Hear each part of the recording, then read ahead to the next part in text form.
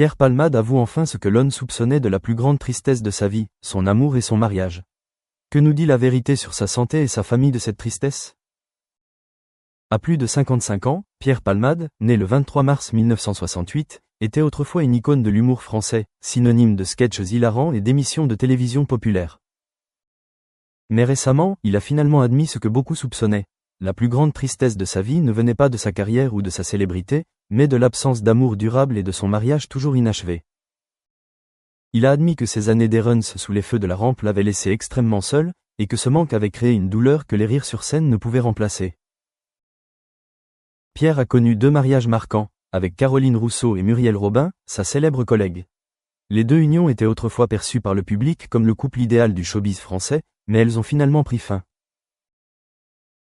Au cours des 5 premiers mois, elle semblait être la preuve vivante d'un amour sincère entre collègues, puis vint l'amour passionné, puis une triste rupture. À l'annonce de la rupture, Pierre garda son sang-froid, mais intérieurement, il s'inquiétait des reproches et des regrets. S'il avait suffisamment aimé, aurait-il pu garder la famille qu'il espérait? Pierre avoua également que son travail humoristique, le divertissement que procure le fait de faire rire, était parfois une drogue addictive qui lui faisait oublier le sentiment de vide intérieur. Il réalisa que sa carrière suscitait le rire, mais faisait aussi vibrer son cœur de solitude à chaque fois que le rideau de scène se fermait. Plusieurs soirs après un spectacle, il rentrait dans son appartement vide, affrontait le silence et se demandait, jusqu'où avait-il sacrifié ses sentiments pour capter cette aura? Mais ce halo ne se laisse pas embrasser tous les soirs. La vérité sur sa santé témoigne aussi de la tristesse d'être ignoré. Pierre fut hospitalisé pour dépression suite à la pression du travail et à des relations amoureuses insatisfaites. Il souffrit d'insomnie pendant une période, et fut tellement stressé que les médecins le mirent en garde contre un risque de nécrose nerveuse. Sa famille et ses amis s'inquiétaient de sa perte de poids rapide, de son manque de nourriture et de sa peur constante d'un choc émotionnel. Ils disaient que, vu de l'extérieur, Pierre paraissait très courageux et remarquable, mais qu'au fond, il portait les blessures de quelqu'un qui n'était jamais assez aimé, qui n'avait jamais su garder la personne qu'il devait garder. Sa famille, et en particulier sa mère, décédée il y a quelques années, ont toujours considéré Pierre comme un être sensible et en manque de compréhension. Son jeune frère et quelques amis proches ont révélé qu'il leur avait dit un jour « Je fais rire les autres, mais je ne sais pas avec qui je ris quand la relation se détériore ». Ils ont tenté à maintes reprises de le sortir du silence, en l'emmenant en vacances, en faisant des œuvres caritatives ou en participant à des activités communautaires pour combler ce vide. Mais Pierre a admis que le silence revenait souvent lors des nuits blanches, lorsque l'amour avait disparu mais que la solitude subsistait. Sa carrière a dépassé toutes les limites de la comédie française, inspirant de nombreux jeunes artistes. Mais Pierre a aussi connu l'échec. Certaines de ses pièces n'ont pas eu de succès, n'ont pas trouvé de public et ont été annulées après quelques représentations. Les films qu'il a réalisés ont été mal accueillis par la critique et ont subi des pertes. L'ampleur des réactions négatives des médias l'a fait douter de lui-même. Ce que les étrangers prenaient pour un halo le maintenait dans sa propre obscurité. Il a un jour plaisanté en disant que si le public ne riait pas, le film était un échec. Mais même si le public riait, cela ne pouvait apaiser sa tristesse hors de l'obscurité du théâtre. Pierre avait un rêve qui a échoué plus d'une fois. Ouvrir un petit théâtre, écrire des scénarios personnels pour les jeunes et former une nouvelle génération d'acteurs. Mais ce rêve reste inachevé aujourd'hui. La raison principale est le manque de financement et d'énergie personnelle. Il a compris qu'il n'est pas facile d'entretenir sa passion sans public. Ses rêves sont désormais gravés dans le carnet qu'il tenait depuis son enfance, où il notait des histoires inédites, des rôles non joués et des rencontres non réalisées. Pourtant, Pierre n'a pas abandonné. Avec le soutien de sa famille et de ses amis, il a entamé une période de guérison. Il a écrit ses mémoires, réalisé un podcast sur l'humour français et conservé d'anciennes pièces avec un groupe d'artistes de son âge.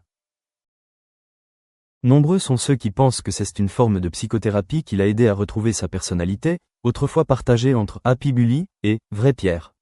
C'est à partir de là qu'il a commencé à accepter la tristesse, à la regarder, à ne plus se sentir submergé par elle et à apprendre tranquillement à vivre avec elle.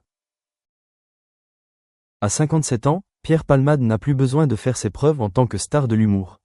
Il a trouvé la stabilité dans le mentorat de jeunes artistes, dans le partage de ses connaissances plutôt que dans la performance, dans la création de moments simples, un thé avec sa partenaire, une conversation sur une œuvre inachevée. Il a dit un jour que sa plus grande tristesse était de ne pas pouvoir partager un vrai rire avec l'être aimé, et que s'il pouvait finalement rire de lui-même, c'est ce qui lui a fait prendre conscience de la véritable valeur d'une relation sincère. On soupçonnait que sa plus grande tristesse résidait dans la perte d'un rôle important ou dans une dette douloureuse, mais la vérité que Pierre a finalement admise aujourd'hui était la douleur d'un cœur en manque d'amour. S'il a quitté le public non pas à cause de la perte de la comédie, mais à cause de la perte d'un véritable amour. Sa famille a dit qu'en prononçant ces mots, le fardeau lui a semblé réduit de moitié car enfin sa tristesse était perçue, reconnue, et il n'avait plus à rire seul de son cœur vide. Il commença à écrire davantage, non plus des esquisses de sketchs comiques à jouer en public, mais plutôt des lignes de pensées anxieuses sur son parcours personnel, un parcours qu'il n'avait pas partagé depuis longtemps, de peur de perdre l'image d'un artiste accompli. Dans son petit appartement parisien, il passait chaque matin assis près de la fenêtre, à regarder les gens passer, puis à écrire sur la solitude d'un homme autrefois aimé par des millions de personnes, mais qui, une fois le rideau tombé, ne savait plus qui se souvenait encore de lui. Ces pages n'étaient pas destinées à être publiées, mais à lui permettre de confier ce qu'il avait gardé en mémoire pendant des décennies, des pertes, des amours ratés, des rêves inassouvis. Pierre répétait aussi souvent dans ces pages que ce qui le tourmentait le plus était le sentiment de ne pouvoir entretenir aucune relation durable. Non pas parce qu'il n'aimait pas, mais parce qu'il était toujours obsédé par le bonheur des autres. Il avait peur que, s'il était triste, l'autre se sente fatigué. Et tel un cercle vicieux, il a continué à cacher la vérité sur ses véritables sentiments, essayant de paraître heureux et fort jusqu'à ce que la distance entre leurs deux âmes devienne trop grande pour être comblée. C'est peut-être pour cela que ces relations se terminaient toujours en silence, sans dispute, se séparant comme une porte se refermant doucement. Avec le recul, Pierre ne nie pas les succès qu'il a remportés. Des années 1990 au début des années 2000, il était l'un des visages les plus connus de la télévision et du théâtre français. Les sketchs comiques qu'il a écrits et interprétés avec Muriel Robin, Michel Larocque ou Florence Foresti ont toujours attiré des millions de téléspectateurs. Cependant, derrière les projecteurs se cache une personne souvent en désaccord avec elle-même. Il a un jour refusé de gros contrats, estimant ne plus avoir assez confiance en lui pour continuer à rire sincèrement sur scène.